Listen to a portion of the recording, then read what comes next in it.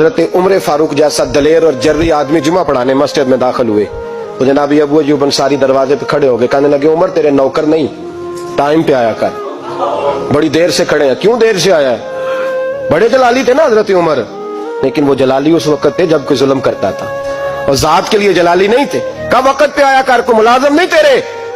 تو سیدنا فاروق اعظم ممبر پہ چڑھے اور فرمانے لگے اللہ ابو ایوب انصاری کا بھلا کرے، جب تک اس طرح کے لوگ موجود ہیں کوئی بادشاہ بگڑے گا نہیں، اللہ اس کا بھلا کرے، اس نے میری توجہ صحیح۔ اور پھر عمر رو پڑے، رو کے فرمانے لگے مسلمانوں معاف کر دو، غلطی کوئی نہیں، میرے پاس کرتا ایک ہی ہے، اور عبداللہ کی ماں نے وہ دھو کے خشک ہونے کو ڈال دیا تھا، غریب ہوں، کرتا دوسرا کوئی نہیں، تو وہ ذرا نا خشک ہونے میں آ کے دیکھ لو ابھی بھی گیلا ہے، مجھے معاف کر دو، میری غلطی نہیں ہے۔